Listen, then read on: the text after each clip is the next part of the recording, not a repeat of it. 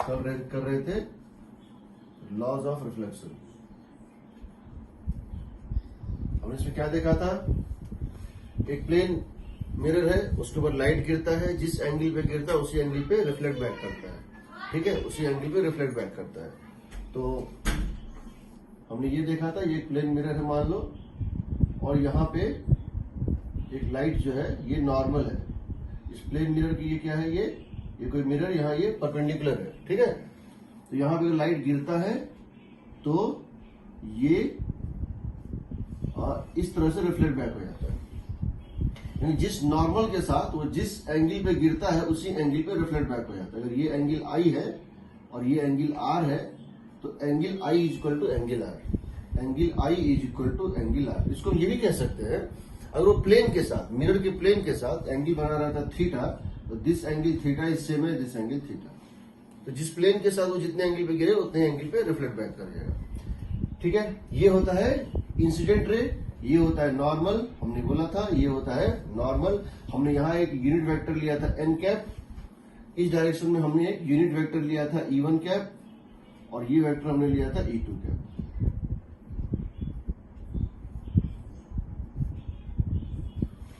तो पहला चीज हम लोगों ने जो है देखा था वो ये था कि angle I equal to angle R, और दूसरा क्या था, they lie in the same plane. Same plane का मतलब क्या है समझो, सेम प्लेन का मतलब क्या है समझो। देखो ये कार्डबोर्ड है, जो तो 3 लाइन दिखाई दे रहा है, ये है ये कार्डबोर्ड, इसमें तो 3 लाइन दिखाई दे रहा है। क्या है, ये है इंसिडेंट रे, ये है रिफ्लेक्टेड रे, और ये है नॉर्मल, ठीक है। ये है इंसिडेंट, ये है रिफ्लेक्टेड, ये है नॉर्मल।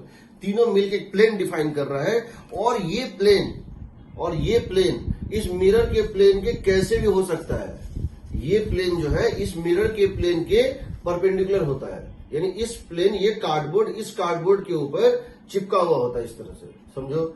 ये कार्डबोर्ड इस कार्डबोर्ड पर इस तरह से चिपका हुआ होता है, और कैसे भी हो सकता है, उसमें फिर कोई रूल नहीं है, समझो। इसका मतलब ये है कि अगर ये दे लाइन सेम प्लेन, आई इंसिडेंट रे हमने यहां पे लिखा था, फिर से लिख देते हैं, इंसिडेंट रे, रिफ्लेक्टेड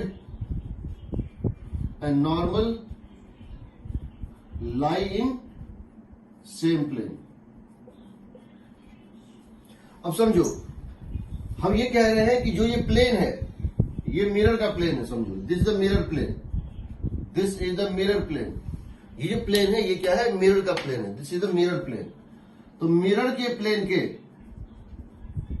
किसी परपेंडिकुलर में एक और प्लेन डाल दो, मिरर के प्लेन के परपेंडिकुलर में कोई एक और प्लेन डाल दो, ये कार्डबोर्ड डाल दो जो इस मिरर के प्लेन के साथ क्या हो, परपेंडिकुलर हो, और इसमें इंसिडेंट रे, नॉर्मल और रिफ्लेक्टेड रे ले लो। इसके अंदर इंसिडेंट रे, नॉर्मल और रिफ्लेक्टेड ले लो, समझे। इसका मतलब क्या हुआ कि 2 प्लेन है, एक प्लेन जो प्लेन मिरर का है और एक प्लेन जो इंसिडेंट रिफ्लेक्टेड उसका मिलकर, और दोनों आपस में परपेंडिकुलर होते हैं, पहली बात। दूसरी बात, जब रिफ्लेक्शन होता है, जब मिरर से रिफ्लेक्शन होता है तो क्या क्या बदलता है, क्या क्या नहीं बदलता है, क्या क्या बदलता है, क्या क्या नहीं बदलता है। देखो जो वेवलेंथ होता है, जो वेवलेंथ होता है लैम्डा, तुम क्या बोलते हैं, वेवलेंथ, वेवलेंथ लैम्डा नहीं बदलेगा। फ्रीक्वेंसी म्यू नहीं बदलेगा। स्पीड v नहीं बदलेगा, ठीक है। तो याद रखना ये तीनों अनचेंज रहता है, क्योंकि मीडियम सेम है, अनचेंज, ये तीनों नहीं बदलेगा, ठीक है। लेकिन जब रिफ्लेक्शन होगा इंटेंसिटी डिक्रीज कर जाएगा, इंटेंसिटी डिक्रीज कर जाएगा, थोड़ा सा एनर्जी ये एब्जॉर्ब कर लेता है, या अगर इसके बाद अगर ये पॉलिश्ड सरफेस से है तो ये इसको थोड़ा सा एब्जॉर्ब कर लेता है, और अगर ये अनपॉलिश्ड है, मीन्स अगर ये रिफ्रैक्शन के साथ हो रहा है या ग्लास का थिकनेस है तो थोड़ा सा ट्रांसमिट हो जाता है। यानी जितना पावर इंसिडेंट होता है उतना रिफ्लेक्ट नहीं होता है। इसीलिए मिरर के इमेजेस बहुत ब्राइट नहीं होते हैं, इसलिए मिरर के इमेजेस बहुत ब्राइट नहीं होते, बहुत शाइनी नहीं होते हैं। मिरर के इमेजेस थोड़े फेंट होते हैं। अगर तुमको 100% रिफ्लेक्शन कराना है, इसका एक ही तरीका है, वो क्या है?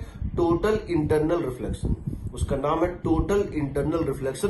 टोटल वर्ड इसलिए यूज करते हैं वहां कि वहां 100% रिफ्लेक्शन होता है, और वहां जो इमेज बनता है टोटल इंटरनल रिफ्लेक्शन में, जो इमेज बनेगा वो एकदम ब्राइट होगा, चमकता हुआ होगा।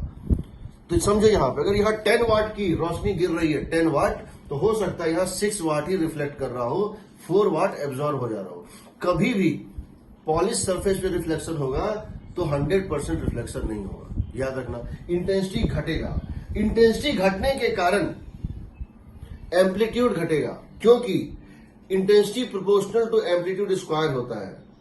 हम आज जो पढ़ाएंगे उसमें कुछ ऐसी चीजें हैं जो 11th के बच्चों को समझ में नहीं आएंगी, अभी नहीं समझ में आएंगी। तो एज ए फैक्ट उसको एक बॉक्स में, रेड बॉक्स में डाल देना। जो भी चीज तुमको लगे नहीं समझ में आ रहा है, उस चीज को, उस नोट्स को क्या करना, मैं तुम्हें भेजूंगा ही नोट्स, तुम उसको रेड पेन से बॉक्स में डाल देना। लेटर ऑन जब पढ़ाऊंगा तो समझ जाओगे।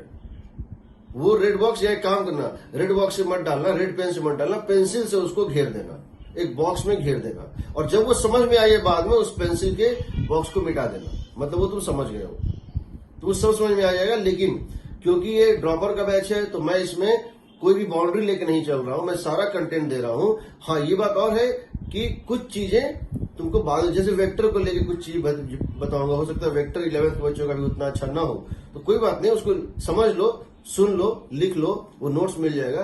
बट तुम उसको समझना कि उसको समझने में टाइम देंगे, बट जानेंगे कि हाँ ये चीज है जिसको आज हम नहीं समझ पाए हैं, कंपेयर टू हम पढ़े ही नहीं। ठीक है।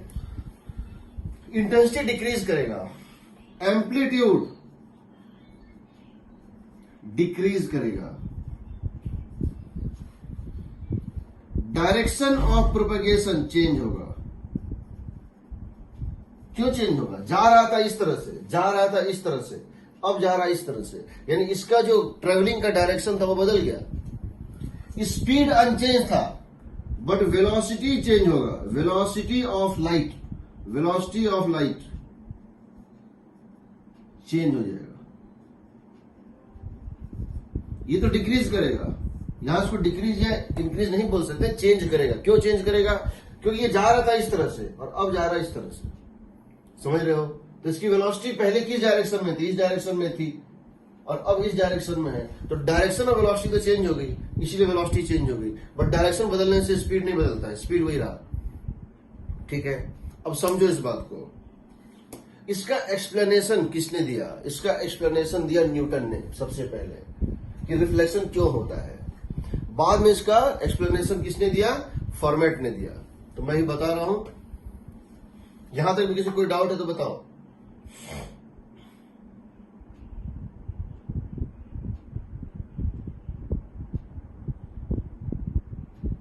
अब देखो होता क्या है,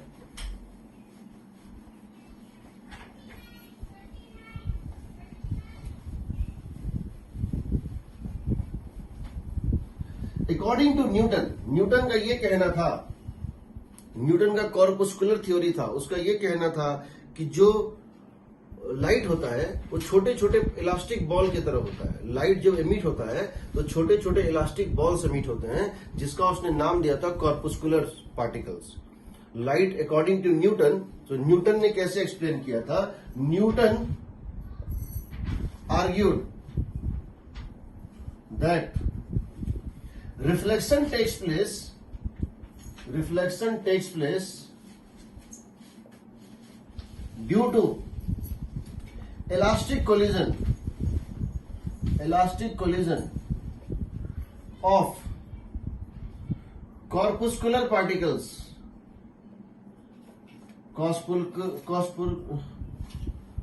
corpuscular particles।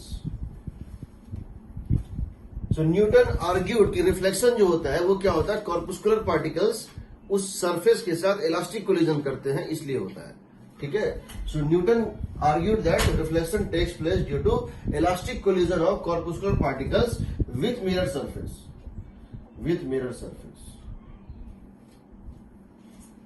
अब ये इलास्टिक कोलिजन में क्या होता है?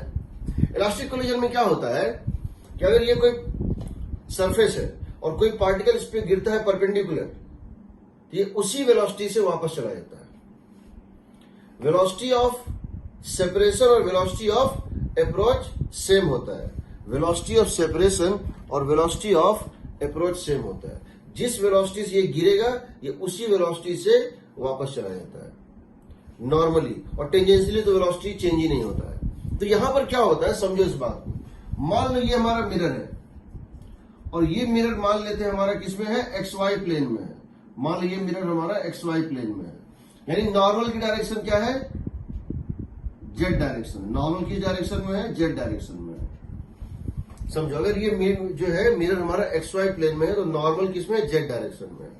अगर यहां पर कोई पार्टिकल आएगी, अगर यहां पे कोई पार्टिकल आएगा और इसका डायरेक्शन किसके अलाउंग है, इंसिडेंट रे का डायरेक्शन है x I cap plus Y J cap plus Z के कैप। समझो जब ये लाइट यहां पे आया तो इसका डायरेक्शन था x I cap plus Y J cap plus Z के कैप। यहां ये कोलाइड करेगा, तो ये कोलाइड करेगा तो एक्स कंपोनेंट लाइट का इसके पैरेलल था, वो अनचेंज रहेगा, ग्रेज करता निकल जाएगा। वाई कंपोनेंट पैरेलल था, अनचेंज रहेगा, बट जो जेड कंपोनेंट था वो उलट जाएगा। यानी कि जब ये रिफ्लेक्ट बैक करेगा तो या तो इसकी वेलोसिटी, अगर ये वेलोसिटी है तो ये होगा under root X square plus Y square plus Z square is 3 into 10⁸ metre per second. अगर ये वेलोसिटी वेक्टर है तो under root X square plus Y square plus Z square क्या होगा, speed of light in vacuum means 3 into 10⁸ metre per second. और अगर ये unit vector है तो under root X square plus Y square plus Z square होगा 1। जो भी है दोनों केस में वैलिड है। This would become x I cap same रहेगा, वाई जे कैप सेम रहेगा, और जेड का जो भी कंपोनेंट था, नॉर्मल के डायरेक्शन जो भी कंपोनेंट था वो क्या होगा, रिवर्स हो जाएगा। तो हम ये कह सकते हैं आफ्टर रिफ्लेक्शन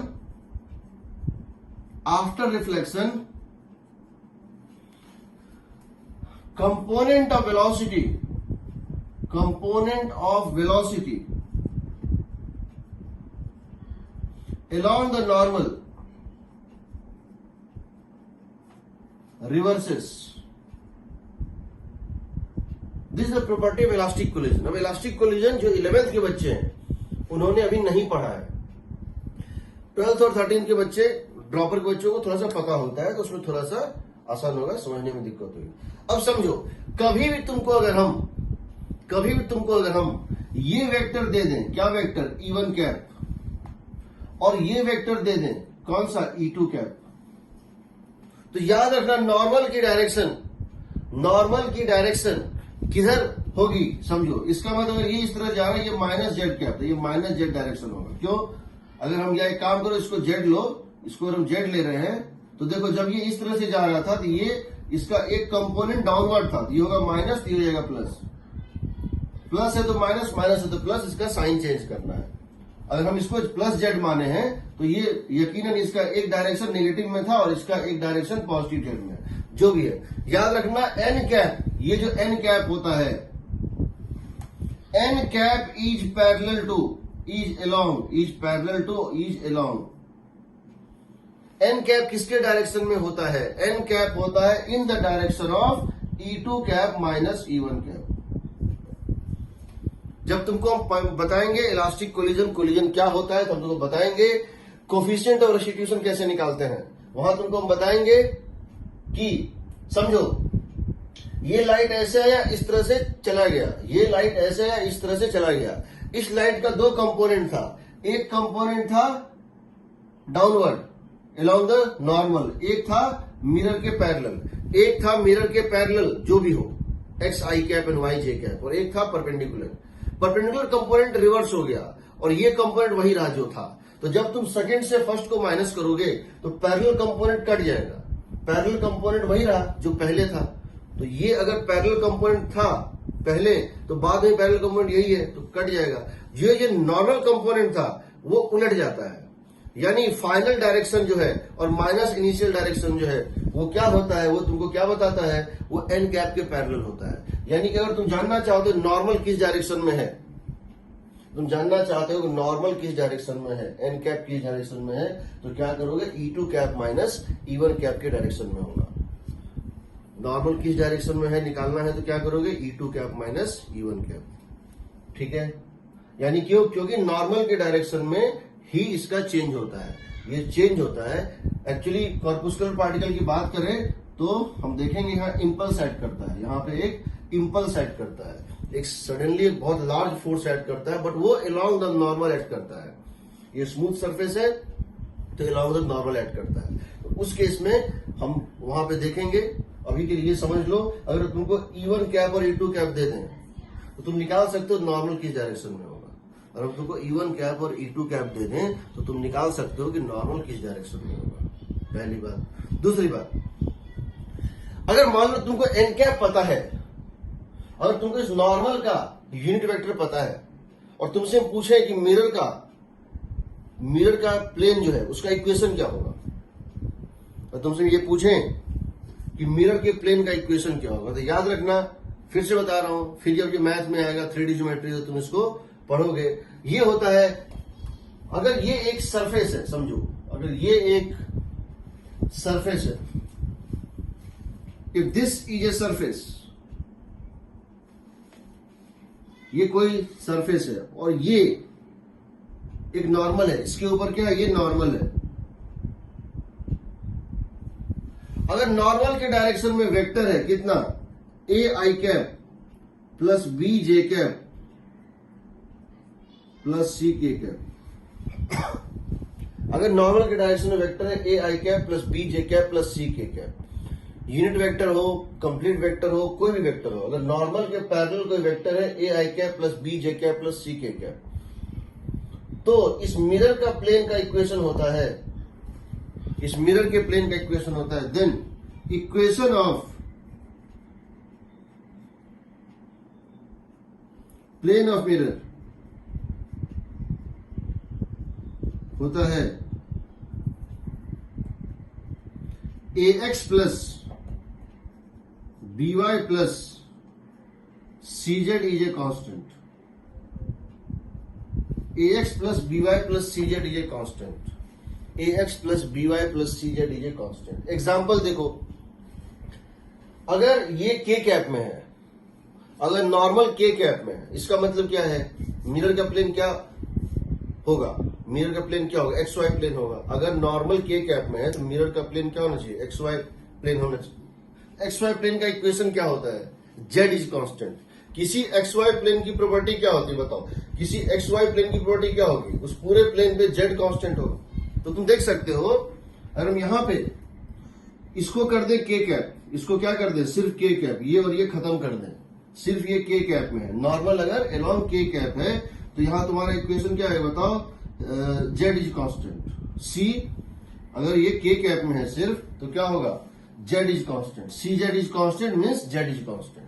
तो Z is constant in the equation of a plane parallel to XY plane. XY plane के पैरेलल किसी भी प्लेन का प्रॉपर्टी क्या होता है कि उसमें Z कोऑर्डिनेट कांस्टेंट होता है। मैं ये कॉन्सेप्ट जो तुमको बता रहा हूं, अगर तुमको नॉर्मल पता है तो तुम क्या निकाल सकते हो, इक्वेशन निकाल सकते हो उस प्लेन का जिसकी वो नॉर्मल है। समझो, अगर हमको ये नॉर्मल पता है in terms of I cap, J cap and K cap, तो मैं इस प्लेन का इक्वेशन निकाल सकता हूं वो जिस प्लेन के परपेंडिकुलर है। और हमको 3 डायमेंशन में इस नॉर्मल का I कैप, J कैप में पता है, नॉर्मल का डायरेक्शन पता है, मैं इस प्लेन का इक्वेशन निकाल सकता हूं। ये तो कहां कहां काम देगा बता देता हूं।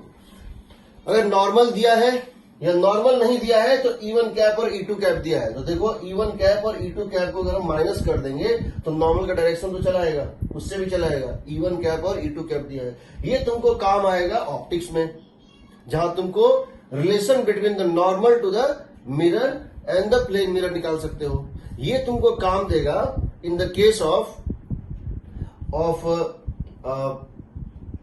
Equipotential surface. अगर ये फील्ड लाइन है, अगर ये फील्ड लाइन है और ये इक्विपोटेंशियल सरफेस है, समझो अगर ये फील्ड लाइन है और ये इक्विपोटेंशियल सरफेस है, फिजिक्स में बहुत सारी ऐसी क्वांटिटी होती हैं जिसमें एक लाइन होता है और एक सरफेस होता है।